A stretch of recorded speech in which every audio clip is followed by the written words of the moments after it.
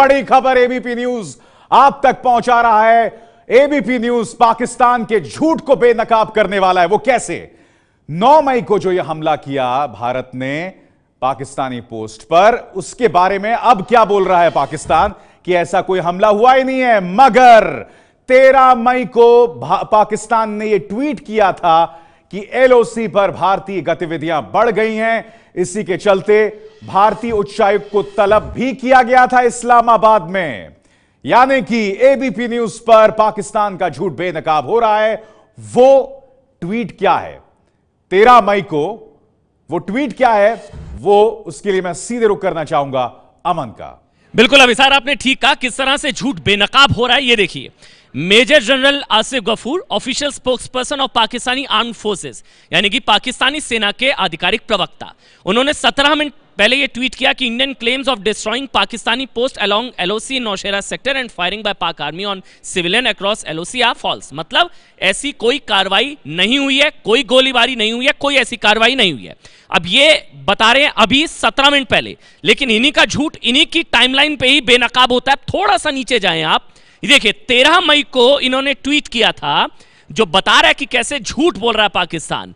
Any Indian army misadventure across LOC will be a miss calculation, यानी कि कुछ हुआ था 13 मई। देखिए अभी सर ये भी ध्यान देने वाली बात है कि जो वीडियो है वो 9 मई का है और उसके बाद 13 मई को इनकी तरफ से ट्वीट किया गया पाकिस्तानी सेना के प्रवक्ता, जो बता रहे कि any Indian army miss adventure, यानी कि कोई ना कोई मिस एडवेंचर हुआ है।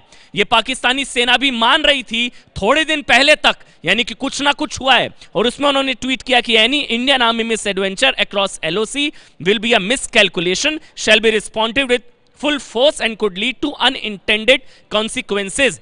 मतलब अभी सर 17 मिनट पहले पाकिस्तान ये कह रहे हैं कि कुछ नहीं हुआ, लेकिन उन्हीं की टाइमलाइन जो है पाकिस्तान के जो सेना के जो प्रवक्ता हैं वो कह रहे हैं, उन्होंने ट्वीट किया था बाकायदा, ये रिकॉर्ड में है 13 मई को, क्योंकि 9 मई को हमला हुआ और 13 मई को कह रहे हैं कि कुछ हुआ था, मिस एडवेंचर हुआ था। अभी सर शुक्रिया अमन। और अब हम सीधे रुख करना चाहेंगे राजकिशोर का। राजकिशोर, इससे पाकिस्तानी झूठ एक बार फिर बेनकाब हो जाता है। हाँ विशाल, वैसे भी उस मुल्क से हम क्या अपेक्षा कर सकते हैं जो अपने नागरिकों का शव तक लेने से इनकार कर देता हो, जहाँ जो अपने नागरिकों को अपना नागरिक न मानता हो। और इससे पहले वो वीडियो झूठा जारी कर चुके हैं कुलभूषण जाधव का, कितने कट के बाद जारी किया गया था, तो उसको देखकर अंतर्राष्ट्रीय जगत में जिस तरीके की उनकी खिल्ली उड़ी थी, तो उनकी ये प्रतिक्रिया बहुत अस्वाभाविक नहीं है लेकिन हास्यास्पद जरूर है। 13 मई को अगर आपने हमारे उच्चायुक्त को बुलाया था वहाँ पर, तो स्वाभाविक है राग भैरवी सुनने के लिए तो बुलाया नहीं था, कुछ हुआ था तो आपने इसीलिए वहां पर अपनी आपत्ति दर्ज कराने के लिए बुलाया था। और एक बात और अभिसार, जो बार बार बात आ रही है, तो अभी हमारी उच्च पदस्थ सूत्रों से बात हुई कि आखिर ये वीडियो जारी करने की जरूरत क्या थी। आपको याद होगा कि जिस तरीके से सर्जिकल स्ट्राइक के बाद यह संदेश दिया गया था कि आप किसी भी आतंकी पनाहगाह में सुरक्षित नहीं है, भारतीय सेना वहां तक पहुंचने में सक्षम है। इसी तरीके से ये जो बंकर्स थे यहां पर एक तरीके से घुसपैठ के लिए उनका ठिकाना बने हुए थे। और बैठ जिसने वो क्रूरतम हरकत, जघन्यतम कार्रवाई की थी हमारे सैनिकों के साथ, सारे मानवाधिकारों का उल्लंघन करके, भारत पहले भी आपत्ति दर्ज करा चुका है जो बैठ की गतिविधियां होती रही हैं वहां पर। और वो बैठ यहां पर छिपकर जिस तरीके से कार्रवाई करता, तो उनके भी इस पनाहगाह को उड़ाकर उनको भी एक संदेश दिया गया है कि साहब अब आप यहां पर भी सुरक्षित नहीं रहेंगे। ये इसके पीछे सबसे बड़ी मंशा थी।